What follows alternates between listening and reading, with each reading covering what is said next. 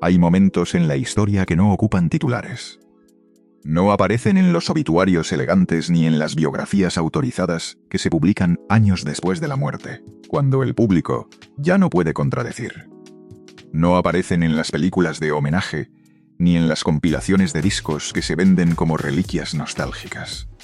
Existen en carpetas olvidadas, en sobres amarillentos guardados en bodegas destinadas a desaparecer, en márgenes escritos con tinta desteñida donde alguien intentó dejar constancia de algo que el mundo no debería saber. Existen en esos espacios entre líneas, en esos silencios que la música a veces intenta llenar pero nunca completamente. Esta es una de esas historias, y comienza, como muchas verdades incómodas, con un accidente, con un hombre común, con un momento en que el destino, si creemos en esas cosas, decidió que cierto secreto había sido guardado por demasiado tiempo. Era una mañana de octubre de 1998 cuando Arturo Mendieta, empleado de la disquera Peerless desde hace 23 años, recibió la noticia que lo cambió todo. No fue anunciada de manera dramática. No fue una carta oficial, ni una junta ejecutiva donde explicaran las implicaciones. Fue simplemente algo que alguien dijo mientras pasaba por el corredor, como si fuera la cosa más natural del mundo. La bodega del barrio de San Rafael, aquella donde se guardaba décadas de expedientes, grabaciones en desuso, contratos de artistas ya olvidados, sería demolida. El edificio tenía 83 años. Estaba condenado por inspección municipal. El terreno era valioso. Una desarrolladora inmobiliaria había puesto ofertas agresivas. Era solo cuestión de tiempo. Peerless necesitaba clasificar todo lo que había allí en el transcurso de 2 semanas. Después de eso, vendedores de chatarra irían a llevarse lo que quedara. Lo que no fuera clasificado simplemente desaparecería en los camiones que iban hacia depósitos de basura en las afueras de la ciudad. Arturo tenía 58 años. Había trabajado en esa bodega desde 1975, cuando la tecnología de grabación estaba cambiando, pero la gente aún no sabía exactamente hacia dónde iba todo. Había visto la transición del acetato al vinilo. Había presenciado la llegada de los casetes. Había catalogado los primeros discos compactos. Había experimentado esa extraña melancolía de ver una industria entera transformarse mientras tú permanecías en el mismo lugar, archivando los restos de eras pasadas. Sus manos tenían artritis. Le dolía la espalda constantemente, un dolor que venía de años de cargar cajas, de estar en posiciones incómodas alcanzando archivos en estantes altos. La pensión que le habían prometido cuando entró a trabajar en Peerless nunca se materializó de la manera que esperaba. Había cambios administrativos, había fusiones, había periodos donde simplemente no pagaban bonos. Ahora, a 58 años, Arturo se enfrentaba a la posibilidad de que su último trabajo en Peerless fuera precisamente eso, limpiar los restos de su propia historia laboral. Pero Arturo conocía esa bodega. La conocía como quien conoce las cicatrices propias. Podría cerrar los ojos y navegar entre las cajas por puro instinto. Sabía dónde estaban las grabaciones de los años 40. Sabía exactamente en qué rincón se guardaban los contratos de los artistas que ahora eran leyendas. Sabía incluso dónde estaban los expedientes de las operaciones especiales, esos proyectos que la disquera emprendía pero nunca documentaba públicamente. Había aprendido, a lo largo de 2 décadas, que los documentos más interesantes nunca están en los lugares obvios. Los documentos que importan se guardan en lugares que requieren acceso, conexión, memorias de dónde exactamente estaban las cosas. Así que cuando comenzó la clasificación en el mes de octubre, Arturo no trabajaba como un limpiador. Trabajaba como un arqueólogo. Examinaba cada caja antes de decidir si iba a reciclaje, a archivo permanente o simplemente a la basura. Fue durante una de esas tardes, un martes por la tarde, alrededor de las 4 menos cuarto, cuando sus manos tocaron algo extraño. Estaba trabajando en la sección trasera de la bodega, una zona que casi no había sido tocada en años. Entre 2 cajas grandes de contratos de los años 60, pegado a la pared trasera con una cinta adhesiva tan vieja que literalmente se desintegraba al contacto más leve, había un sobre. No era un sobre corriente. Era de papel craft grueso, de esos que se usaban antes de que el plástico se convirtiera en la solución universal para todo. El tipo de sobre que se usaba cuando la gente aún creía que el papel podía preservar las cosas eternamente. La tinta en el frente estaba casi borrada. Décadas de humedad y calor habían hecho su trabajo. Pero Arturo, con sus lentes de armazón grueso y sus décadas de experiencia leyendo documentos antiguos, logró descifrar 3 palabras.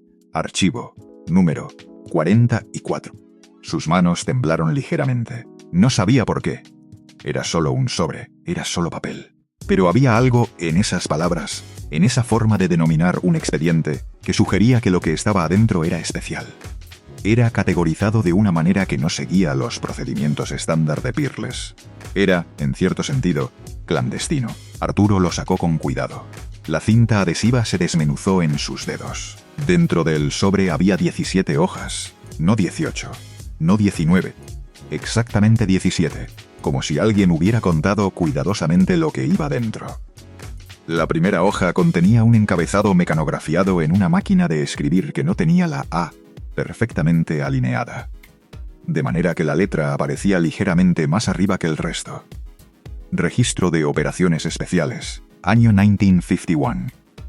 Las siguientes hojas eran documentos de transferencia entre diferentes departamentos, notas de reuniones privadas, formularios de autorización con firmas que parecían ficticias por lo ilegibles que eran, y lo que parecía ser un resumen de decisiones tomadas en espacios que no aparecían en los registros públicos de la disquera. Decisiones que fueron ejecutadas, pero documentadas de manera que dejaba ambigüedad sobre quién exactamente las había tomado. Pero lo que hizo que Arturo se sentara en una caja de cartón vieja, con la espalda contra la pared de la bodega, y lentamente se quitara los lentes para limpiarlos con la manga de su camisa, fue lo que vio en los márgenes. Anotaciones manuscritas. Iniciales que aparecían una y otra vez. Fechas en código que sugería urgencia. Y 2 nombres que no deberían estar juntos en ningún documento oficial de esa época, en ningún lugar donde la burocracia de la disquera estuviera registrando lo que había sucedido. Los nombres eran Jorge Negrete, Javier Solís. Aquí quiero detenerme contigo, porque lo que Arturo sostuvo en sus manos en ese momento representa algo más profundo que simplemente un descubrimiento casual de un empleado de bodega. Representa una ruptura en la narrativa histórica que se había construido cuidadosamente durante más de 6 décadas. Durante 62 años exactamente, desde 1936, cuando comenzó la carrera de Jorge Negrete, hasta 1998. Historiadores de la música ranchera, académicos especializados en la época dorada del cine mexicano, periodistas que habían dedicado sus carreras a documentar ese periodo, e incluso biógrafos oficiales que habían sido comisionados por familias de artistas, habían insistido en una verdad que se repetía en cada libro, en cada artículo, en cada documental. La relación entre Jorge Negrete y Javier Solís fue exclusivamente artística. Se decía que fue basada en admiración mutua desde la distancia. Se documentaba que Negrete era la estrella consolidada de los años 40. El ídolo que llenaba teatros con miles de personas cada noche. Que hacía películas que se distribuían desde Ciudad de México hasta Buenos Aires. Que cantaba en radioemisoras de alcance continental. Que hacía que las mujeres sollozaran en los cines. Se escribía que Solís, en cambio, era el talento emergente de los años 50. El muchacho que llegaba tarde al banquete, pero llegaba con hambre, con esa desesperación silenciosa de quien sabe que tiene solo una oportunidad de escapar de la pobreza. Se reconocía que se respetaban mutuamente, que competían de manera sana, que se influenciaban artísticamente. Pero eso, según toda la historiografía establecida, era todo. Eso era la verdad completa. Lo que nadie había dicho, lo que ningún historiador se atrevía a sugerir sin prueba absoluta, era que pudiera existir una conexión más profunda, una relación más personal, una razón que explicara por qué un hombre ya establecido, un hombre que podía haber visto a un joven talento como amenaza, como competencia para su reinado, como un rival que podría quitarle la corona, en lugar de eso, parecía estar invirtiendo en su carrera, alimentando su desarrollo, cuidando de su ascenso como solo alguien que tiene una razón personal lo hace. Arturo pasó las páginas lentamente. Su corazón acelerado anticipaba que estaba sosteniendo algo que podría reescribir décadas de historiografía musical. Que podría cambiar la forma en que el público entendía dos de los íconos más importantes de la música mexicana del siglo XX. La primera página listaba operaciones de promoción discográfica de la disquera, pero con anotaciones que claramente no correspondían a procedimientos estándar. Había referencias a gestiones externas que no se explicaban. Había frases como intervención de terceros de influencia que sugería que gente de fuera de Peerless estaba involucrada en decisiones internas. Había mención de decisiones ejecutivas tomadas fuera de protocolo, lo cual significaba que alguien importante había hecho cosas que no debían ser registradas de la manera normal. Y luego, en la margen de la tercera hoja, escrito en bolígrafo azul que se había desteñido ligeramente pero permanecía legible, con una caligrafía que sugerían urgencia, estaban las iniciales que lo explicaban todo. JN consultado. Recomendación favorable. Proceder. JN Jorge Negrete. Las iniciales estaban allí, ineludibles. Alguien había consultado a Jorge Negrete sobre una decisión relacionada con Javier Solís, y Negrete había dado una recomendación favorable. Y basado en esa recomendación, se había procedido con algo. ¿Con qué exactamente? Las páginas no lo decían claramente. Pero el hecho de que Negrete hubiera sido consultado, que su opinión hubiera sido solicitada, que su recomendación hubiera sido determinante, eso era la prueba de una conexión que la historia oficial jamás había mencionado. Lo que Arturo no sabía en ese momento es que había en realidad 3 versiones diferentes de lo que ese documento contenía. 3 narrativas completamente distintas que competirían por ser la verdadera durante los siguientes 24 años de investigación obsesiva. Y cada una de ellas implicaría un precio distinto, revelaría un secreto diferente, apuntaría a culpables distintos. Pero primero, para entender por qué este documento importaba tanto, debemos retroceder. Debemos comprender qué era lo que se ocultaba, y más crucialmente, quién tenía razones para ocultarlo. Javier Solís nació en 1931 en la Ciudad de México, específicamente en el barrio de La Lagunilla, en una familia que no tenía nada excepto hambre de algo mejor. No hablo de una pobreza romántica, de la que a veces hablan las películas. Hablo de pobreza real. Su padre, Javier Solís García, era vendedor de frutas en los mercados del centro de la ciudad. No un vendedor exitoso. No alguien que hubiera acumulado clientes leales o reputación. Simplemente un hombre que llegaba cada mañana a vender naranjas y plátanos a quien pudiera permitirse comprar. Su madre, Carmen Flores, trabajaba como empleada doméstica en casas de gente con dinero, pasando sus días limpiando casas ajenas, observando desde la cocina cómo vivían otros mundos posibles, imaginando qué se sentiría tener las cosas que ella limpiaba. Javier era el 7º de 8 hijos.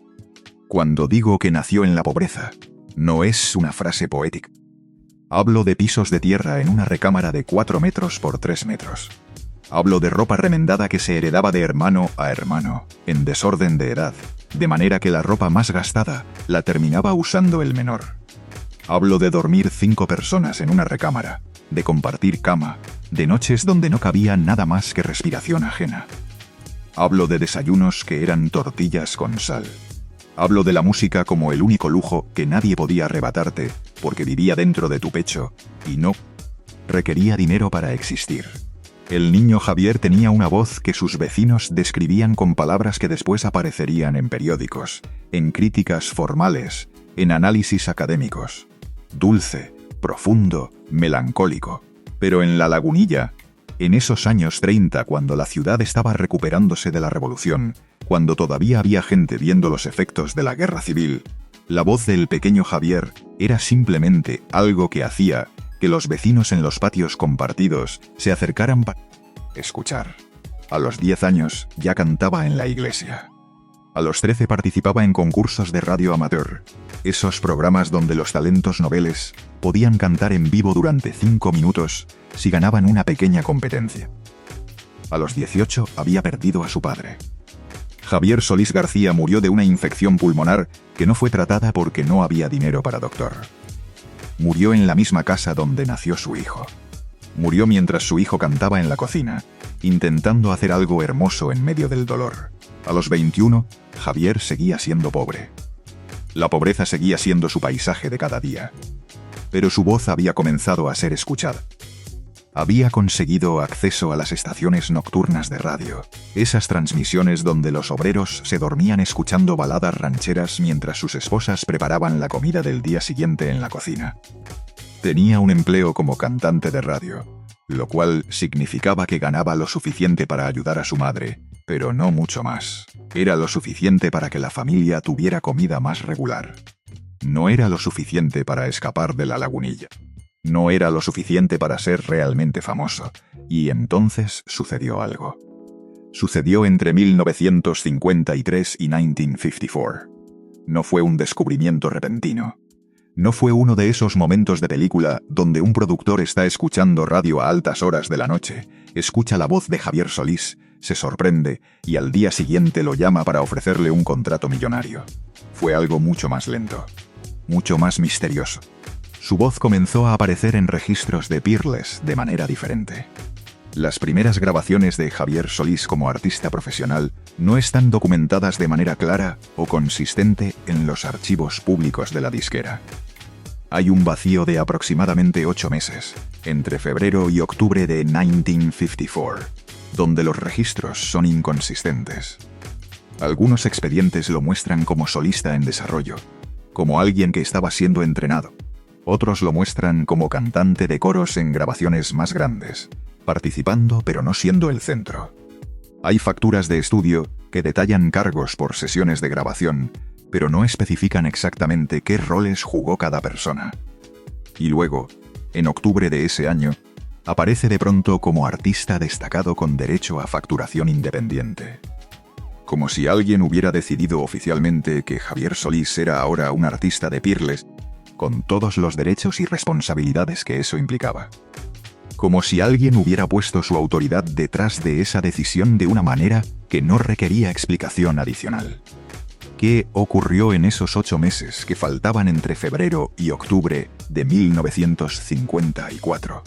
¿Quién intervino para que Javier Solís, un muchacho de la lagunilla, sin conexiones políticas, sin representantes influyentes, sin familias establecidas en la industria, sin dinero, sin nada, excepto una voz, de pronto tuviera acceso ilimitado a los estudios de Peerless con la confianza de que alguien lo respaldaba incondicionalmente?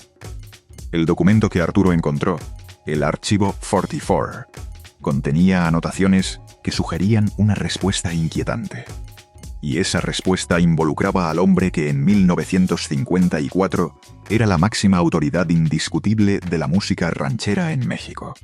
Jojo Negrete nació en 1911 en Guanajuato, en una ciudad minera donde su familia tenía influencia. Nació en privilegio. Su padre era general revolucionario, lo cual significa que había sido parte de los ganadores en la Revolución Mexicana. Su madre venía de familias de comerciantes establecidas, de gente que tenía dinero. Desde niño Negrete tuvo lo que Solís no tuvo: acceso garantizado. Acceso a educación formal en colegios privados. Acceso a maestros de música. Acceso a conexiones que abrían puerta. Estudió en colegios de pago en un México donde la mayoría de la gente nunca visitaba un colegio. Aprendió piano de maestros profesionales. Aprendió a comportarse en sociedad, a hablar de una manera particular, a entender las reglas no escritas de la gente con dinero. Y cantaba. Cantaba como quien hereda una dinastía. Su voz no era dulce como la de Solís. Era fuerte. Era segura. Era el timbre del ídolo consolidado, del hombre que no necesitaba demostrar nada, porque su posición ya estaba garantizada desde el momento en que nació. Para los años 50, cuando Javier Solís era una promesa sin verificar, cuando era simplemente un muchacho con voz bonita que cantaba en radio nocturna, Jorge Negrete era una institución viviente. Había grabado más de 100 canciones. Había participado en películas que se distribuían en toda América Latina y que hacían que él fuera reconocido desde México hasta Argentina. Había cantado en radioemisoras de alcance continental. Su poder en la industria no era apenas musical. Era político. Era cultural. Era social. Los productores de cine lo consultaban antes de tomar decisiones sobre sus películas. Los directores negociaban con él en términos de igualdad, no de subordinación. Las disqueras competían agresivamente por sus derechos. El gobierno lo consideraba un recurso cultural nacional. Un hombre así no necesitaba hacer nada por nadie. Un hombre así estaba más allá de la necesidad de favores. Un hombre así podía existir completamente aislado de gente como Javier Solís. Y sin embargo, según las anotaciones del archivo 44, Jorge Negrete había hecho algo por alguien. O no simplemente algo. La palabra que aparecía más frecuentemente en las notas manuscritas era recomendación. JN consultado. Recomendación favorable. Alguien, en algún lugar, en algún momento, había ido donde Negrete y le había preguntado explícitamente, cara a cara, qué pensaba de cierto joven cantante, qué opinaba, si creía que tenía lo que se necesitaba, si valía la pena invertir recursos en él. Y Negrete, el ídolo establecido, el hombre que podría haber visto a Solís como competencia directa, como amenaza potencial a su reinado, como alguien que eventualmente podría arrebatarle admiradores, como una molestia a ser desalentada. En lugar de eso, había dicho que sí. Que adelante, que el muchacho tenía lo que se necesitaba, que procediera. Pero las páginas que contenían los detalles específicos de esa recomendación, las páginas que explicarían exactamente qué había dicho Negrete, en qué contexto lo había dicho, qué razones había tenido para decirlo, esas páginas no estaban en el sobre que Arturo encontró. Alguien las había arrancado, y no de una manera cuidadosa, de una manera violenta. Las primeras 17 hojas del archivo 44 estaban allí, en poder de Arturo, pero faltaban las hojas 8, 9, 10 y 11, literalmente arrancadas del documento. El papel faltante dejaba cicatrices en el sobre, bordes dentados donde el papel se había separado, donde la violencia de la extracción era completamente evidente. Alguien, en algún momento entre 1954 y 1998, había decidido que cierta información no debía preservarse, que ciertos detalles debían desaparecer, que la amistad entre Negrete y Solís, si es que aquello era una amistad, debía permanecer en el misterio, que el público nunca debía saber exactamente cómo había comenzado. Arturo Mendieta no era historiador. No tenía títulos universitarios ni publicaciones académicas. Era empleado de bodega con dolor de espalda, con una pensión incierta, con una familia que dependía de su salario. Pero tenía suficiente inteligencia callejera como para entender que algo muy importante, algo que podría cambiar la forma en que la historia entendía dos de sus figuras más importantes, acababa de suceder en sus manos. Guardó el archivo 44 en su maletín personal. Lo llevó a casa con cuidado. Lo colocó en una caja bajo su cama, como si tuviera miedo de que el simple acto de exponerlo a la luz del día, de dejarlo en un lugar visible, pudiera atraer consecuencias que no comprendía completamente. Luego, en los siguientes días, mientras continuaba clasificando el resto de los expedientes en la bodega, mientras trabajaba en lo que era su tarea asignada, comenzó a buscar. Buscó otros documentos de 1954.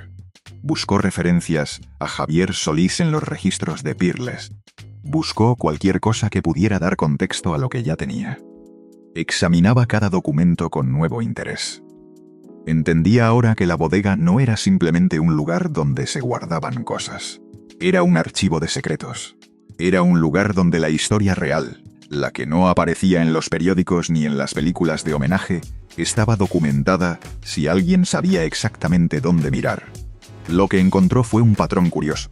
En el mes de junio de 1954, Jorge Negrete había entrado a un estudio de Peerless para grabar lo que sería su última sesión de estudio en México antes de un viaje prolongado. Después de esa sesión de grabación, se marchó de México durante 3 meses. Los registros lo muestran participando en giras por Estados Unidos. Hay documentación de que grabó en Los Ángeles, en estudios de RCA.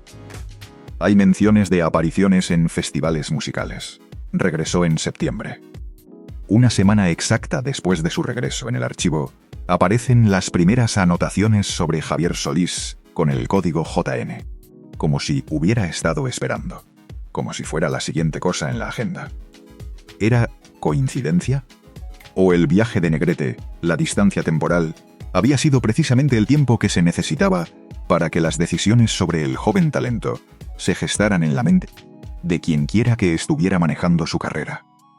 Lo que Arturo no sabía en ese momento es que había una tercera persona en esta historia.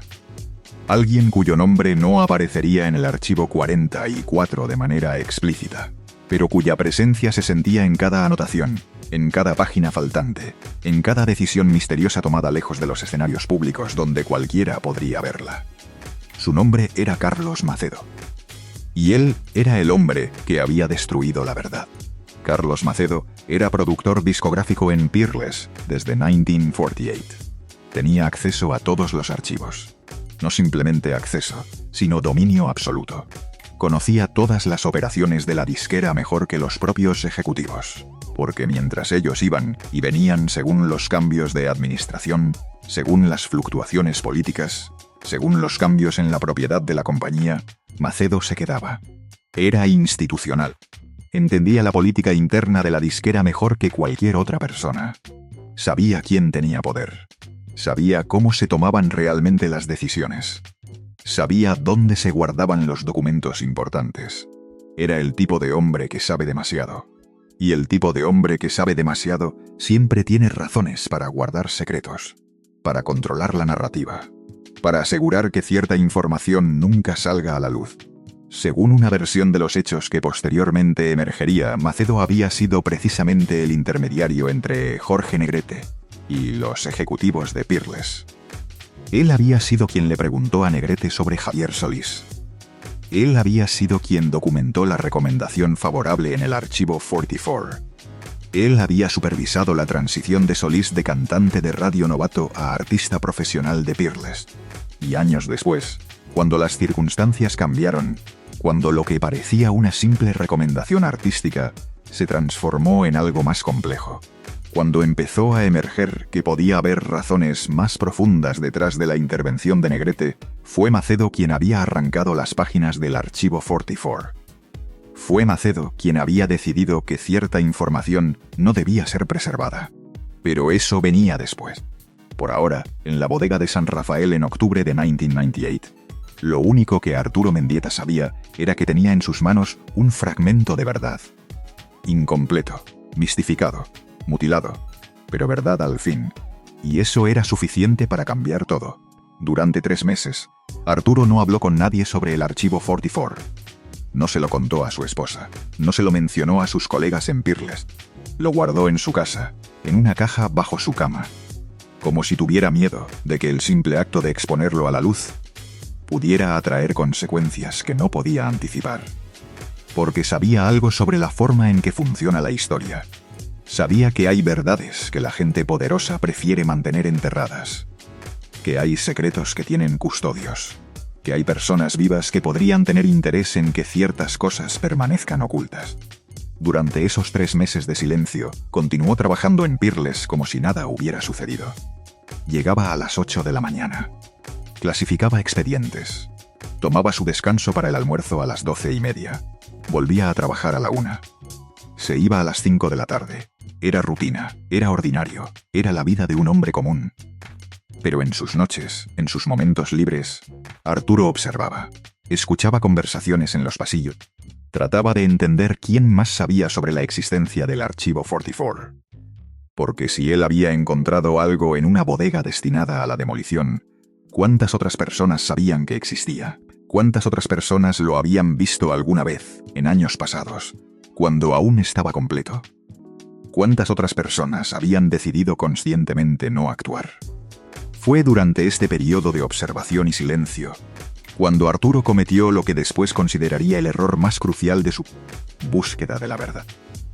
Una decisión que lo sacaría de la sombra, que haría de él más que simplemente un empleado de bodega que había encontrado algo, que lo convertiría en alguien que corría riesgos. Visitó a un historiador de la música mexicana llamado Dr. Felipe Rodríguez Salinas. El Dr. Rodríguez Salinas era profesor en la Universidad Nacional Autónoma de México, especializado en la historia cultural de la época dorada del cine mexicano. Tenía un libro publicado en 1985 sobre la música ranchera y su impacto en la identidad nacional. Había escrito artículos en revistas académicas. Conocía los archivos de Peerless casi tan bien como Arturo, porque había pasado años investigando la disquera, buscando documentación para sus publicaciones. Era la persona perfecta a quien mostrar el archivo 44. Era alguien que entendería su importancia. Era alguien que sabría qué hacer con él. Cuando Arturo lo visitó en su oficina en la universidad, en una tarde nublada de enero de 1999, Rodríguez Salinas estaba trabajando en un nuevo proyecto. Un libro sobre las relaciones personales entre los íconos de la música ranchera. Un proyecto que, sin saberlo, estaba diseñado exactamente para el tipo de información que Arturo tenía. Cuando Arturo le mostró las páginas del archivo 44, el profesor quedó blanco. No fue una reacción de sorpresa simple. Fue una reacción de reconocimiento. Era como si estuviera viendo algo que había esperado ver durante años. Algo que sabía que existía, pero nunca había podido confirmar. Pensé que esto se había destruido completamente, dijo el profesor con la voz apenas controlada. Alguien me pasó información sobre la existencia de este documento hace años. Hace mucho tiempo. Me dijeron que mejor no investigara más. Que había personas vivas que no querían que se divulgara. Que había poder involucrado. Poder de verdad. Arturo sintió que algo se movía en su pecho. ¿Otros sabían? ¿Cuántos otros sabían? ¿Cuánto tiempo había el profesor estado guardando esa información en silencio? ¿Cuándo fue eso?, preguntó Arturo. ¿Quién te lo contó? El profesor no lo recordaba con precisión exacta. Hace 8 o 9 años, tal vez, a principios de los 90.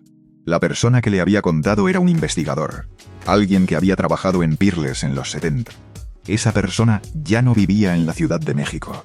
Se había mudado al norte. Ahora vivía en Monterrey, si el profesor lo recordaba correctamente. No tenía forma de contactarlo. No había vuelto a hablar con él desde ese entonces. Pero el profesor recordaba una cosa específicamente, algo que nunca había podido olvidar.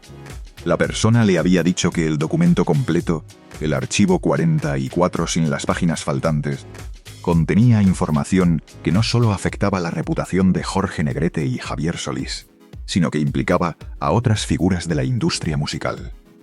Otras figuras que, en 1954, tenían poder, que en los 90 seguían teniendo influencia, que podían causar daño si sentían que sus intereses estaban siendo expuestos, que había personas vivas que habían pasado sus carreras construyendo narrativas que el archivo 44 podría cuestionar. A partir de ese momento, la búsqueda de Arturo se transformó de manera fundamental. Dejó de ser simplemente la curiosidad intelectual de un empleado de bodega que había encontrado algo raro. Se convirtió en una obsesión por entender quién había ocultado el documento, una obsesión por saber por qué, y más importante aún, una obsesión por descubrir si había personas vivas que tenían interés en que permaneciera oculto. Los años 1954 y 1955 fueron turbulentos en la industria discográfica mexicana. Las disqueras competían intensamente por artistas. Había dinero en juego. Había egos en juego. Las canciones más exitosas podían significar la diferencia entre una disquera que prosperaba y una que fracasaba. Los derechos de grabación eran valiosos. Los derechos de distribución eran negociados duramente. Pero había una cosa que tal vez era más importante que ambas, que permeaba todo en esa industria: la influencia política. En esa época, la industria musical mexicana estaba bajo el escrutinio de grupos conservadores. Había periodistas que consideraban ciertos tipos de música demasiado morales. Había senadores que iniciaban debates sobre qué canciones debían ser grabadas, cuáles transmitidas en la radio pública, cuáles distribuidas a través de películas en los cines. Los boleros, en particular, eran vistos con suspicacia por ciertos sectores de la sociedad mexicana. Había debates públicos. Había intervenciones de la iglesia. Había gente que argumentaba que la música demasiado sentimental, demasiado dependiente de la emoción bruta, era peligrosa, que debilitaba el carácter, que era demasiado influenciada por temas norteamericanos, que amenazaba la identidad nacional mexicana. Había presión política real. Había poder involucrado. Jorge Negrete representaba un cierto tipo de imagen pública que era aceptable. Era el hombre mexicano tradicional, el cantante de canciones patrióticas, el intérprete que se alineaba con ciertos valores conservadores que los grupos poderosos querían promover. Su voz se usaba en películas que promovían la familia, la patria, el honor, los valores que la sociedad mexicana estaba supuestamente construyendo después de la revolución. Su imagen era cuidadosamente protegida. Cualquier asociación que pudiera comprometer esa imagen, que pudiera cuestionar su posición como símbolo de los valores correctos, era evitada escrupulosamente. Los productores de sus películas lo trataban como un tesoro nacional. Los periodistas escribían sobre él con tono reverente. Javier Solís, cuando comenzó a emerger en 1954, representaba algo que era percibido como diferente. Como amenaza, tal vez. Su voz era más íntima que la de Negrete. Había más vulnerabilidad en el tono. Había algo en la manera en que cantaba que sugería emoción desenfrenada.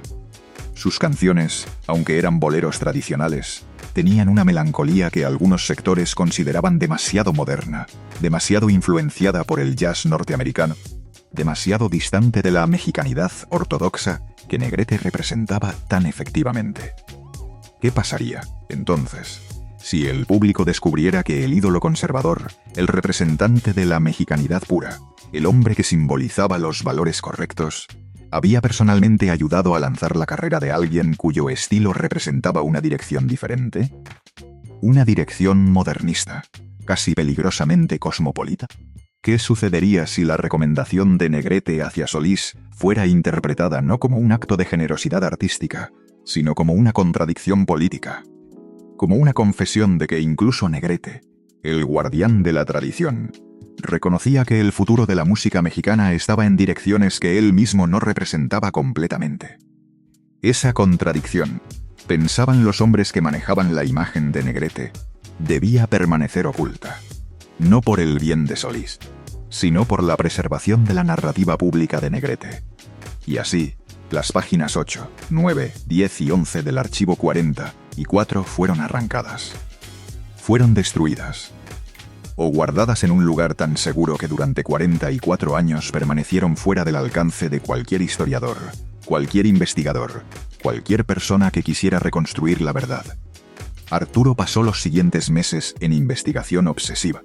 Entrevistó a antiguos productores de Peerless que estaban en retiro. Habló con ingenieros de sonido jubilados que habían trabajado en grabaciones de Negrete y Solís. Buscó en periódicos de la época en las hemerotecas de la ciudad. Rastreó referencias cruzadas en revistas de cine y música. Visitó a gente que había conocido a ambos artistas. Gradualmente, a través de decenas de conversaciones, a través de fragmentos de información que parecían insignificantes, pero que, cuando se conectaban, formaban un patrón. Una segunda narrativa comenzó a emerger. Una versión diferente a la primera. Una versión que sugería que la conexión entre Negrete y Solís había sido mucho más profunda de lo que la historia oficial reconocía. Según esta segunda versión, Jorge Negrete no había simplemente recomendado a Javier Solís de manera casual. Según los testimonios que Arturo logró reunir de gente que había estado presente, que había visto cosas, que recordaba detalles, Negrete lo había padrino activamente a intervenir directamente en sus primeras grabaciones.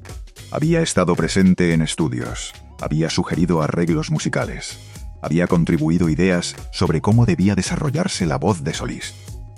Había, en una palabra que Arturo escuchó repetidamente, invertido en el joven talento de una manera que iba mucho más allá de una simple recomendación casual.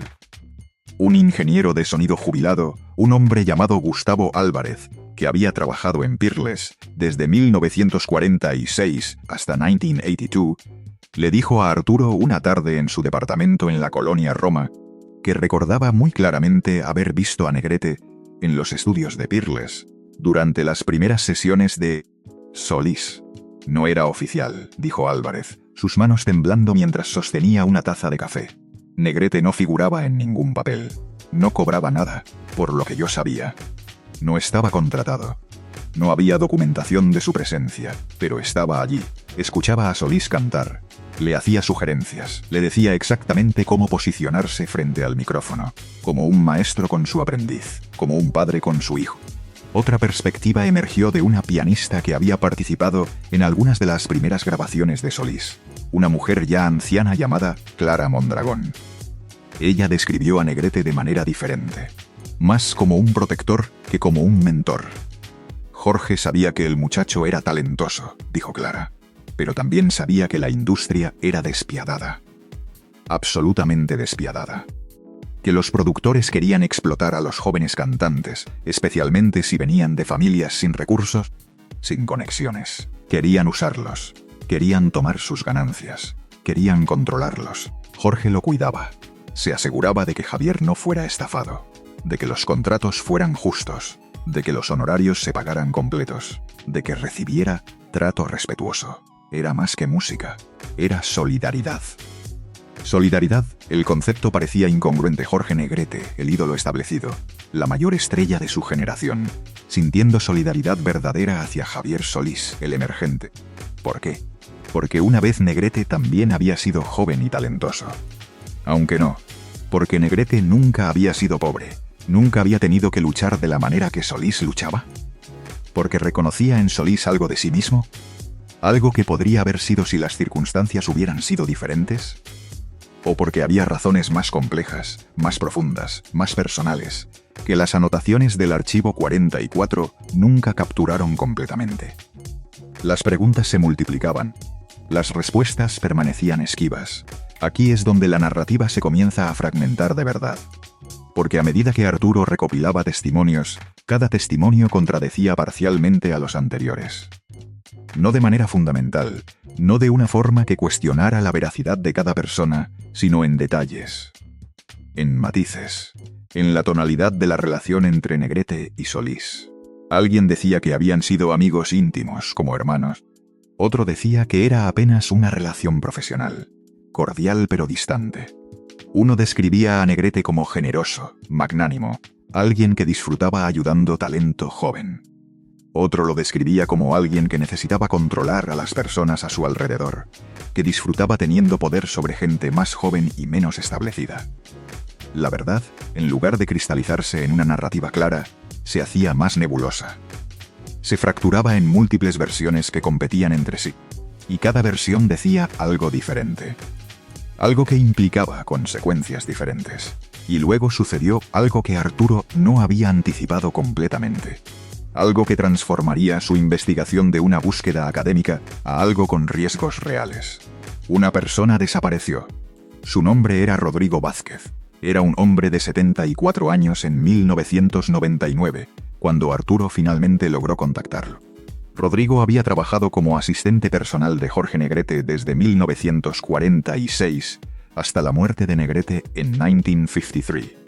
Durante 7 años, Rodrigo había estado presente en momentos privados que pocos otros presenciaban. Sabía la rutina diaria de Negrete. Sabía con quién se reunía en privado. Sabía qué conversaciones tenían lugar en espacios donde nadie más escuchaba. Sabía de sus angustias, sus alegrías, sus conflictos. Era uno de los pocos hombres vivos que tenía acceso directo a la vida íntima de Jorge Negrete. Para alguien investigando la verdad sobre Negrete, Rodrigo Vázquez era un tesoro invaluable. Tomó meses a Arturo localizar a Rodrigo. Finalmente lo encontró en una casa en Coyoacán, viviendo una vida tranquila, retirado del mundo. Cuando Arturo finalmente logró hablar con él, cuando finalmente pudo mostrarle el archivo 44, Rodrigo fue sorprendentemente abierto. Tal vez porque sabía que estaba viejo. Tal vez porque el peso de guardar un secreto durante casi 50 años era más pesado que cualquier temor a represalias que pudiera sufrir una persona ya muerta. Tal vez porque simplemente llegó a creer que la verdad merecía ser conocida. Rodrigo le contó a Arturo algo que cambiaría completamente la dirección de toda la investigación. Algo que sugería que todas las narrativas que Arturo había recopilado hasta ahora eran solo versiones parciales de algo más complejo.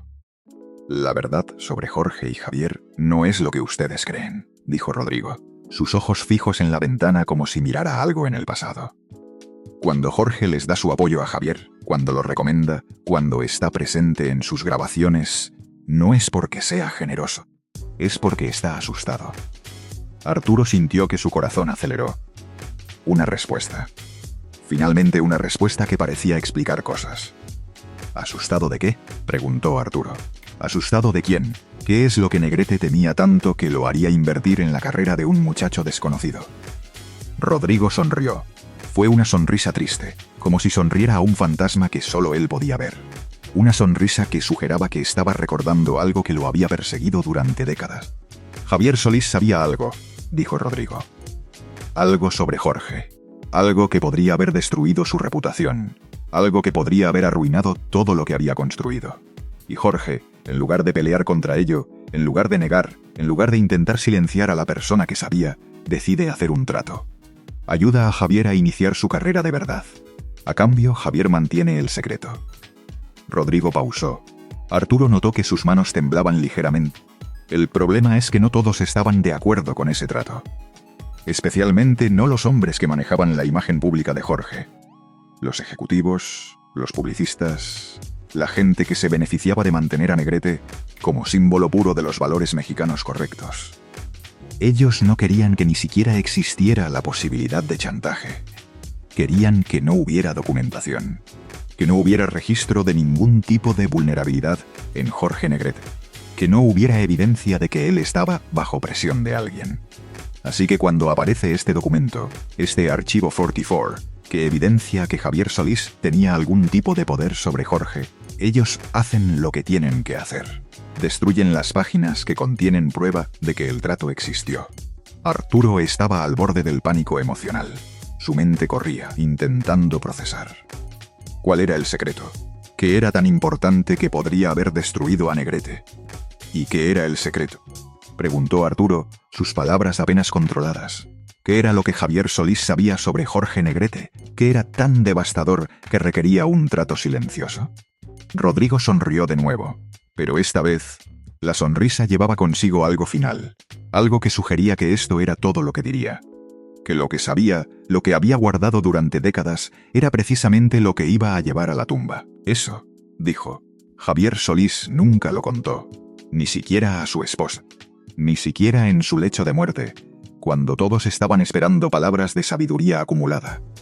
Ni siquiera a sus hijos, aunque tal vez lo sospechaban. El único registro que existe de lo que sabe Javier es lo que está en ese documento que encontraste. Las páginas que faltan, las páginas que destruyeron, y eso, el hecho de que la verdad está contenida en páginas que ya no existen, eso es el verdadero castigo. Es la verdad condenada a permanecer desconocida. Una semana después, Rodrigo Vázquez se mudó. Arturo llamó a su domicilio y le dijeron que ya no vivía allí. Dejó una dirección de reenvío que resultó ser un apartado postal en el norte de la República. Rastreó referencias, buscó en registros. Nadie en Coyoacán sabía dónde había ido. Llamó a hospitales, a iglesias, a instituciones de ancianos donde alguien de su edad podría estar. Nada, ningún registro. Rodrigo simplemente se esfumó de la historia pública. No murió, al menos no en los registros públicos que Arturo logró acceder después de hacer llamadas. Simplemente se fue. Se desapareció de una manera que sugeraba intención. Como si alguien o algo lo hubiera asustado lo suficiente como para dejar atrás todo lo que lo conectaba con su vida anterior. ¿Por qué? ¿Porque alguien lo buscaba? ¿Alguien que no quería que hablara con Arturo? ¿Porque Rodrigo tuvo miedo después de revelar lo que reveló? ¿Porque decidió que lo que había dicho ya era suficiente y el resto debía permanecer en el silencio? ¿Porque entendió que había cruzado una línea y necesitaba protegerse? Arturo nunca lo supo. Y el misterio de la desaparición de Rodrigo Vázquez se añadió a la larga lista de preguntas sin respuesta que rodeaban al archivo 44. Se convirtió en parte de la narrativa, un símbolo del poder de los secretos, de lo que las personas harían para protegerlos, de cómo la verdad tiene custodios, y esos custodios a veces desaparecen. Para el año 2000, Arturo Mendieta, un empleado de bodega que había encontrado un sobre amarillento, había recopilado un archivo propio. Un archivo que rivalizaba en tamaño y complejidad con el del archivo 44 original. Copias cuidadosamente realizadas del archivo 44. Transcripciones meticulosas de entrevistas con decenas de personas. Recortes de periódicos de la época clasificados y organizados cronológicamente. Notas de investigación que mostraban años de pensamiento cuidadoso. Material suficiente para llenar 3 carpetas grandes. Material que constituyó, en esencia, una contranarrativa a la historia oficial de la música ranchera. había compartido parte significativa de su investigación con el doctor Felipe Rodríguez Salinas. El historiador Rodríguez Salinas quedó fascinado. Vio en la investigación de Arturo algo que había estado buscando durante su carrera académica. Vio la posibilidad de escribir un libro verdaderamente importante. Una reexaminación radical de la relación entre Negrete y Solís, basada en documentación original, en testimonios exclusivos, en una narrativa que nunca había sido contada de esa manera antes. Un libro que podría cambiar la forma en que se entendía la época dorada, pero había un problema que se hacía más evidente cada mes que pasaba. Los documentos que Arturo tenía no constituían una prueba definitiva de nada. Eran piezas de un rompecabezas que seguía siendo fundamentalmente incompleto. Las páginas 8, 9, 10 y 11 seguían desaparecidas. Rodrigo Vázquez seguía desaparecido. Y aunque varios testigos habían confirmado que algo significativo había acontecido entre Negrete y Solís en 1954, ninguno de ellos podía afirmar definitivamente qué fue ese algo. Podían especular, podían sugerir, pero no podían probar. En el fondo, lo que Arturo poseía era especulación fundada. Era investigación seria de un hombre inteligente, dedicado, obsesivo. Era el tipo de trabajo que merece respeto académico. Pero no era prueba definitiva. No era verdad verificable bajo los estándares que la historiografía académica requería. Era narrativa. Y la narrativa, no importa cuán bien documentada esté, siempre deja espacio para la duda. Siempre permite que el escéptico cuestione. Siempre permite que los que tienen interés en que algo permanezca oculto encuentren argumentos para cuestionarla. Lo que Arturo no sabía es que en un lugar a 800 kilómetros de la Ciudad de México, en una ciudad desértica del norte del país, donde el calor es implacable y el paisaje es árido, alguien más tenía un fragmento diferente de la verdad. Un fragmento que había sido guardado de manera diferente. Un fragmento que había sido preservado de una manera que nadie habría esperado. Su nombre era Jaime Cordero. Tenía 62 años en el año 2001 cuando un periodista, buscando historias sobre la época dorada de la música mexicana, llamó a su puerta. Jaime había trabajado como mensajero en Peerless en los años 50. No un trabajo importante, no un trabajo que aparecería en los registros oficiales o que sería considerado significativo por cualquiera. Un trabajo invisible. El tipo de trabajo que te permite estar en todas partes sin que nadie realmente te note. Sin que nadie se preocupe por lo que veas. Recoger correo. Entregar documentos de una oficina a otra. Limpiar papeles de mesas de oficina. Limpiar basura cuando alguien la tiraba. En esos días antes de que existieran máquinas destructoras de papel profesionales, máquinas que podían reducir documentos sensibles a confeti irreconocible, la gente simplemente rompía documentos con sus manos, o los rasgaba en partes y los tiraba a la basura. Los tiraba como si fueran cosas sin valor. Jaime recordaba un día específico. No recordaba la fecha exacta con precisión. Su memoria de 60 años atrás no era perfecta, pero sabía que fue después de la muerte de Jorge Negrete en 1953. Tal vez finales de 1953 o principios de 1954. Estaba limpiando la oficina de Carlos Macedo, el productor discográfico que controlaba gran parte de los archivos de Peerless. Una oficina grande, elegante, con vista a la calle, y notó algo en la papelera debajo del escritorio. Documentos que habían sido parcialmente rasgados pero no completamente destruidos. Como si alguien, en el acto de destruirlos, hubiera sido interrumpido. O hubiera decidido que era suficiente, que la información había sido lo suficientemente obscurecida, que aunque quedaran fragmentos, nadie podría reconstruir lo suficiente para entender. Jaime los sacó de la basura, no por curiosidad particular en ese momento, no porque pensara que eran importantes, sino por instinto. Algo en su cabeza, algo en la manera en que los documentos habían sido tratados, algo en la evidente urgencia de su destrucción parcial, le dijo que esos documentos eran importantes, que alguien quería que desaparecieran, que los había intentado destruir, los guardó, los llevó a casa. No sabía por qué, simplemente lo hizo. Años después, cuando comenzó a entender qué había sido exactamente lo que encontró, cuando comenzó a seguir la carrera de Javier Solís y entender su conexión con Negrete, decidió que los documentos eran más valiosos de lo que había pensado. Decidió guardarlos de una manera que asegurara su preservación. Los selló en una bolsa plástica, los envolvió cuidadosamente, y durante 50 años, durante media década, los guardó en un lugar secreto. Los enterró en su patio, bajo una maceta con flores.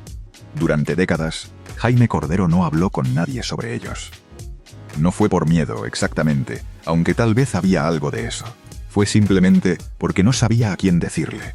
No sabía si revelar que tenía algo que había sido destruido, que había sido preservado en secreto, podría causar problema. Podría, tal vez, poner en peligro la memoria de Negrete o la reputación de Solís. Podría, tal vez, revelar cosas que deberían permanecer privadas. Pero en el año 2001, cuando leyó en un periódico local una noticia sobre un historiador que estaba buscando documentos sobre la relación entre Negrete y Solís, cuando vio que había académicos interesados en la verdad histórica, algo se movió en Jaime. Sentimiento de responsabilidad histórica, tal vez. O simplemente cansancio de cargar un secreto. Contactó al historiador. Le contó su historia. Le dijo que tenía unos documentos que tal vez le interesarían.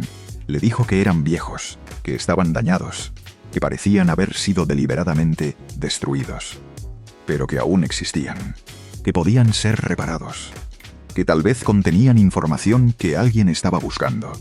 Cuando el historiador finalmente fue a Monterrey a reunirse con Jaime Cordero, cuando Jaime cavó en su patio y sacó una maceta y extrajo de debajo de ella una bolsa plástica que había estado ahí durante prácticamente toda una vida, cuando abrieron cuidadosamente esa bolsa y descubrieron lo que contenía, descubrieron que lo que Jaime había guardado durante casi 50 años eran exactamente lo que Arturo Mendieta estaba buscando.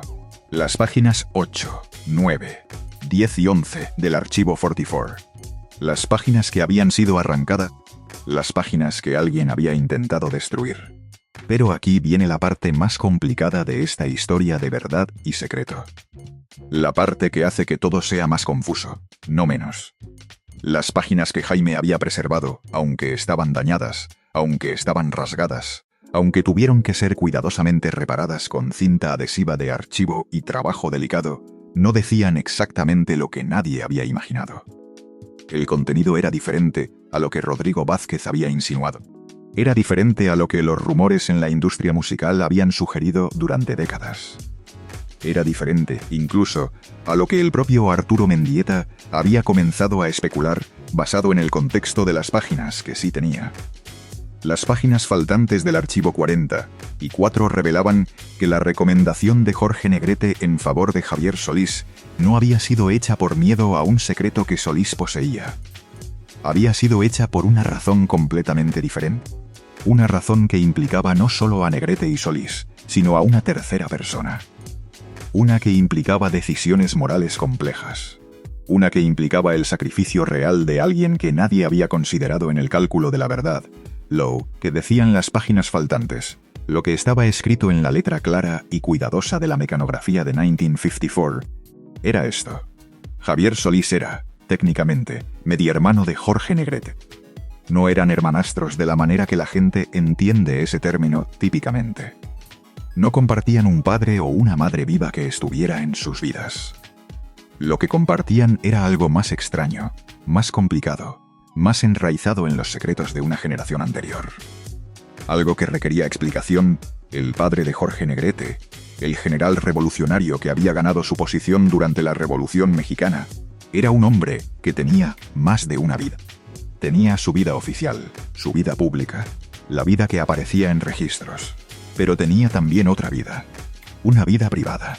Una vida que incluía una hija que no era de su esposa. Una hija que había sido resultado de una relación con una mujer que no era su esposa.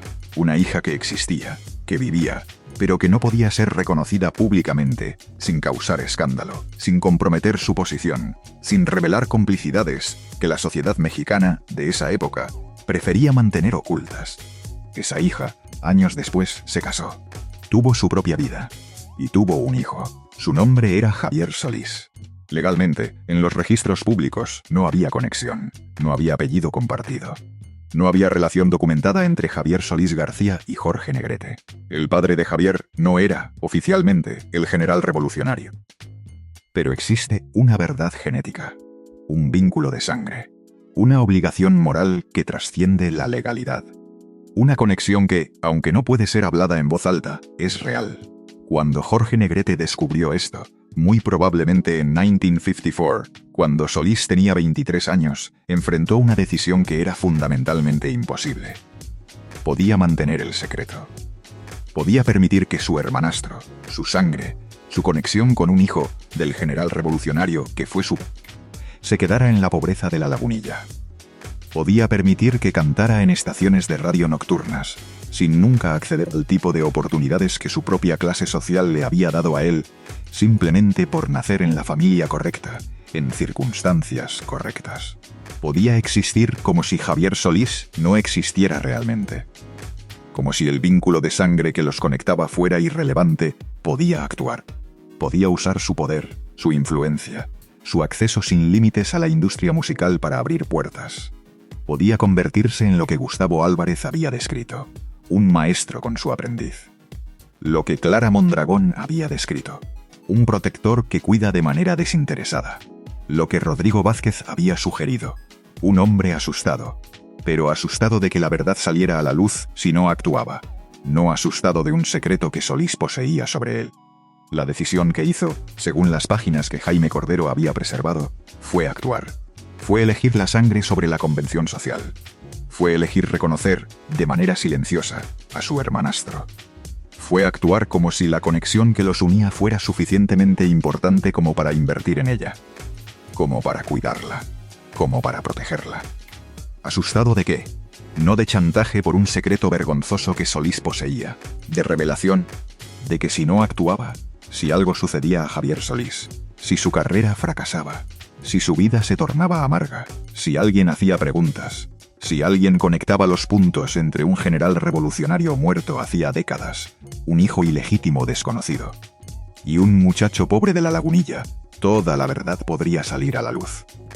Y Jorge Negrete, el ídolo establecido, el guardián de la tradición, el símbolo de estabilidad y valores consolidados, sería expuesto como algo más complicado, como alguien que tenía lazos familiares no reconocidos, como alguien que no era exactamente quien el público creía que era, como un hombre que guardaba secretos, como un hombre que tenía una vida que se extendía más allá de lo que los periódicos habían documentado. Así que recomendó a Javier Solís a los ejecutivos de Peerless. Lo apoyó discretamente. Verificó que fuera tratado justo. Monitoreó su ascenso en la industria. Intervino cuando fue necesario. Aseguró que nadie lo explotara. Y cuando la cosa fue suficientemente lejos, cuando Solís ya estaba establecido, cuando el tren ya había salido del andén y no había manera de detenerlo, cuando la carrera estaba en movimiento y no requería del mismo nivel de cuidado, Negrete se retiró. Permitió que la relación pareciera una simple conexión artística. Una admiración mutua entre maestro y aprendiz que la historia nunca documentaría completamente. Una relación profesional que los historiadores después interpretarían como simplemente lo que era natural que sucediera entre dos grandes artistas de la época, pero alguien sabía. Los hombres que manejaban la imagen de Negrete lo sabían.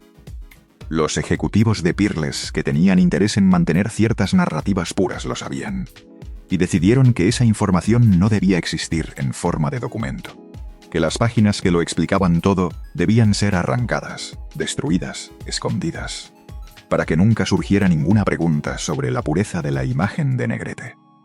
Sin embargo, sobrevivieron, a través de la basura de una oficina, a través de las manos de un mensajero que tuvo el instinto de que algo era importante, a través de 50 años de enterramiento literal en un patio de Monterrey. Las páginas que fueron destruidas con la intención de que nunca salieran a la luz, finalmente lo hicieron. Lo que Arturo Mendieta descubrió cuando el historiador le mostró las páginas faltantes. Después de haber sido cuidadosamente reparadas, después de haber sido examinadas por expertos en documentos antiguos que confirmaron su autenticidad, fue algo que lo dejó sin aliento. Porque lo que las páginas revelaban no era un escándalo de la variedad que vende periódicos. No era información que pudiera ser usada para destruir reputaciones o para hacer daño. Era una historia de humanidad profunda. Era una historia de un hombre poderoso que eligió, en el momento más crucial de su vida, ser mejor de lo que su posición le obligaba a ser. Que eligió la solidaridad sobre la comodidad. Que eligió aceptar la complejidad en lugar de insistir en la pureza de su narrativa pública. Pero también revelaba otra cosa. Otra verdad que era simultáneamente hermosa y trágica. Revelaba que en la muerte de Negrete en 1953, a los 42 años, de una cirrosis causada por el alcohol crónico, de una enfermedad hepática que probablemente había estado progresando durante años, Javier Solís era un hombre de 22 años que apenas estaba comenzando a vivir, que Negrete nunca pudo ver el resultado final de su inversión en su hermanastro, que murió sin conocer si su apuesta en Solís resultaría ser un acto de redención o un acto de arrogancia, que murió sin poder estar presente en el éxito que eventualmente llegó, que la muerte le robó el permiso de saber si la sangre que compartían con Solís significaba algo más que un accidente de genealogía. Cuando Jorge Negrete murió el 23 de noviembre de 1953, en un hospital privado en la Ciudad de México, con su familia alrededor, Javier Solís estaba apenas comenzando. Su carrera despegó verdaderamente después de la muerte de su hermanastro. Los años 1954, 1955, 1956 fueron los años cruciales en que Solís se convirtió en una estrella verdadera. Fueron los años en que su voz se convirtió en un sinónimo de melancolía mexicana. Fueron los años que transformaron a un muchacho de la Lagunilla en una leyenda. Probablemente nunca supo explícitamente por qué le importaba tanto a Negrete ayudarlo. Probablemente entendía que había una conexión, una deuda de sangre, una obligación que trasciende explicación, pero quizá nunca conoció los detalles específicos. Tal vez su padre adoptivo, si es que así podría ser llamado, le contó antes de morir. Tal vez le contó en privado, en un momento donde podía ser honesto sobre su relación. Tal vez Solís llevó ese conocimiento con él toda su vida, como el mayor de los secretos. Los archivos muestran que Solís y Negrete se reunieron en persona solo una vez documentadamente, en una fecha específica, en un evento social en 1952, en los salones de la Academia Mexicana de la Música. Pero no hay registro de conversación. No hay evidencia de que se conocieran realmente como lo que eran, familia. No hay reportes de lo que dijeron. No hay fotografía de ellos juntos. Es como si esa noche en 1952, antes de que Arturo Mendieta encontrara el archivo 44, nunca hubiera sucedido. Lo que Arturo descubrió es que toda esta historia de Negrete apoyando a Solís había sido cuidadosamente construida por alguien, en algún momento, para parecer accidental, para parecer profesional, para parecer como lo que ninguno de ellos era realmente, un acto de caridad de un establecido hacia un emergente, cuando en realidad era lo más personal posible. Era sangre cuidando a sangre. Era un acto de reconocimiento de un hermano que su propia existencia debería negar completamente. Era violencia silenciosa contra una sociedad que no permitía que ciertas verdades fueran públicas. Cuando finalmente el historiador publicó sus hallazgos. Cuando el artículo académico fue presentado en una conferencia de historiadores de la música. Cuando la investigación de Arturo Mendieta finalmente dio luz, la respuesta de la comunidad musical mexicana fue mixta. Algunos historiadores cuestionaron la autenticidad de los documentos. Argumentaban que cualquiera podría fabricar un documento que se pareciera viejo. Que la cinta adhesiva que había sido usada para reparar las páginas faltantes podría ser de cualquier época. Que los testimonios orales no eran prueba. Que toda la narrativa podría ser una construcción cuidadosa. Otros académicos argumentaron que incluso si los documentos eran auténticos, la interpretación era especulativa.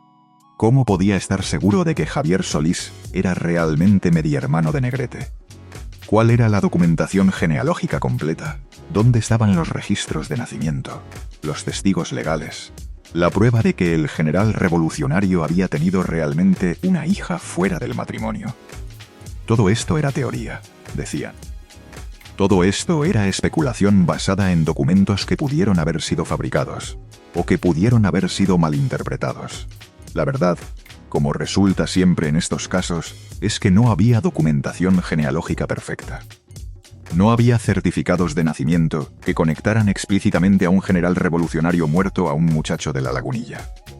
Lo que existía era un registro de transacción financiera.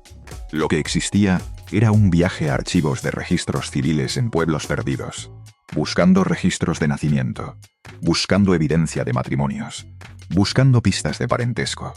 Lo que existía eran testimonios orales de gente muerta hace décadas, gente que había conocido a Negrete, gente que había trabajado con él, gente que había estado presente. Y lo que existía era la lógica investigativa de un historiador serio que había conectado suficientes puntos como para que la imagen fuera innegable, como para que tuviera coherencia interna, como para que tuviera poder explicatorio. El archivo 44 permaneció en los registros universitarios después de eso. Las páginas faltantes fueron enviadas a un laboratorio especializado donde fueron analizadas, donde fue determinado que el papel era consistente con papel de los años 50, donde fue examinada la escritura, donde fue confirmada la autenticidad. El archivo 44 completo se convirtió en parte de la historia documentada. No de manera universal aceptada, no de manera que todos estuvieran de acuerdo, pero de manera que no podía ser completamente negada. De manera que los historiadores serios tenían que considerarla. De manera que la narrativa pública sobre Negrete y Solís fue permanentemente transformada.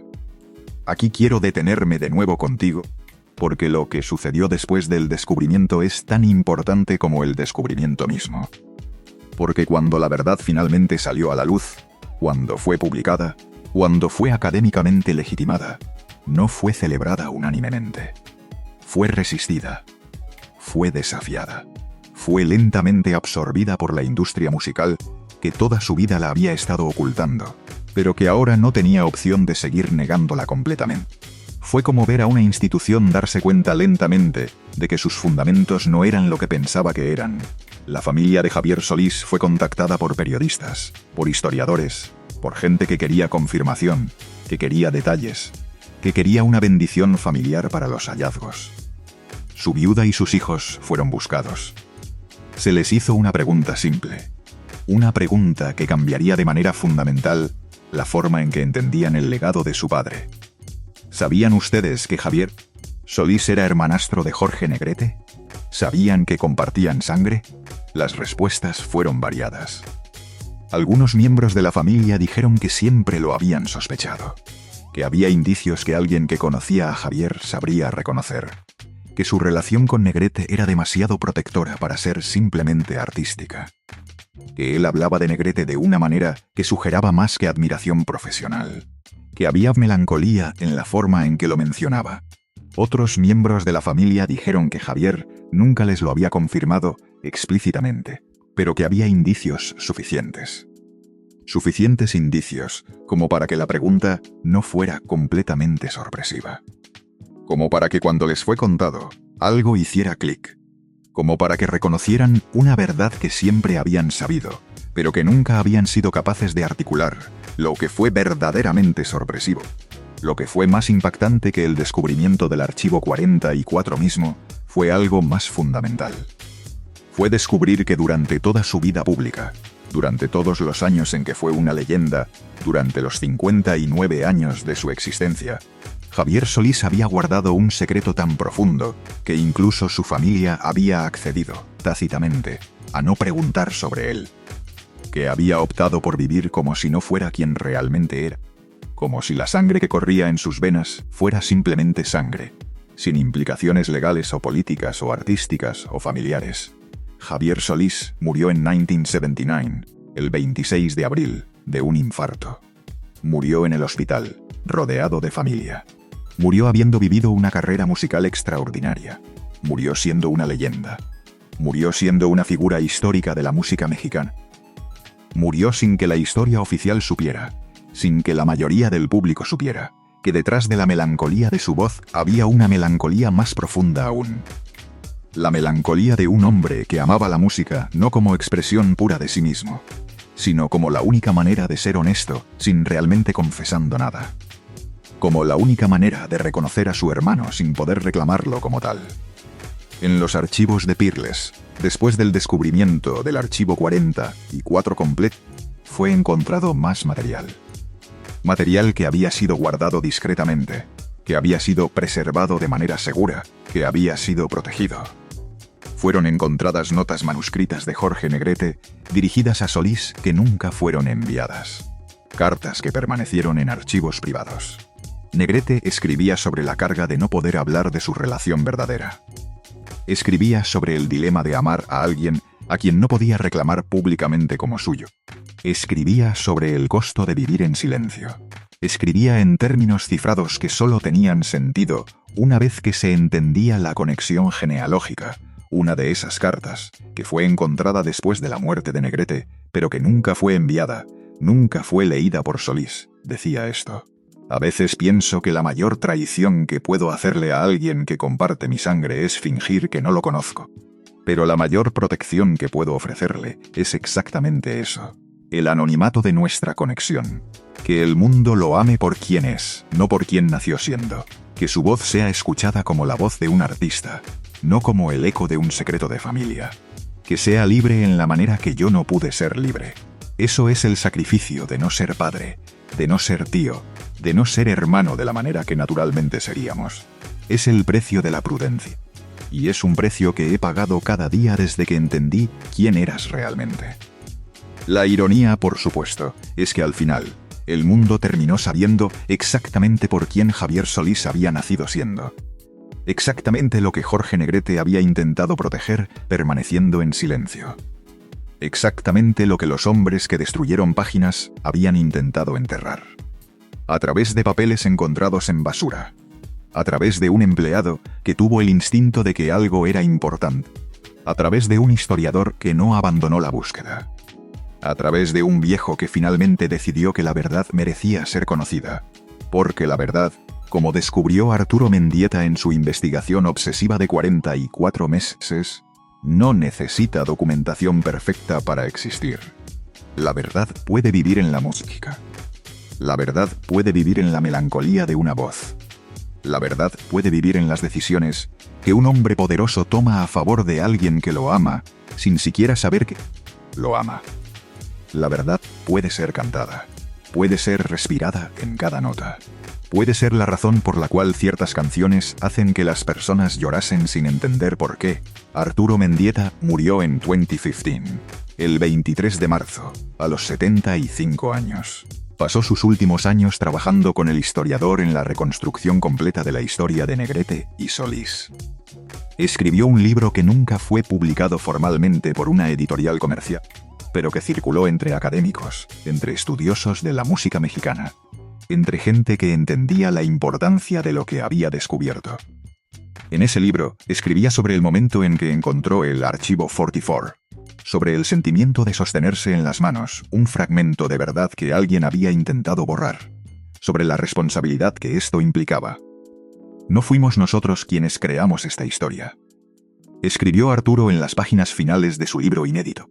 La historia existía antes de que existiéramos. Existía en el silencio. Existía en las notas de música. Existía en el dolor de la ignorancia. Nosotros simplemente tuvimos la responsabilidad de verla, de entender que estaba allí, de mantenerla viva una vez que la vimos, de asegurar que la complejidad humana que representa no fuera reducida a escándalo sensacionalista o a sentimentalismo fácil. Jorge Negrete no era un héroe, de la manera que los periódicos entienden héroes. Javier Solís no era una víctima de la manera que las películas presentan víctimas. Eran dos hombres conectados por sangre en una época que no permitía que la sangre fuera pública. Y la música que ambos crearon fue transformada por esa realidad. Fue moldeada por esa imposibilidad. Fue enriquecida por ese silencio que debía mantener. Lo que permanece ahora, 24 años después del descubrimiento del archivo 44, es la pregunta final que Arturo siempre se hizo, pero nunca pudo responder completamente. ¿Quién destruyó las páginas del documento? ¿Fue Carlos Macedo, el productor discográfico que controlaba los archivos?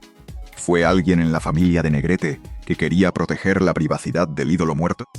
Fue el propio Javier Solís en un acto de autopreservación, queriendo asegurar que la verdad nunca fuera completamente documentada. Fueron instrucciones que vinieron desde arriba, de personas con poder político que tenían interés en que Negrete permaneciera una figura sin complicaciones.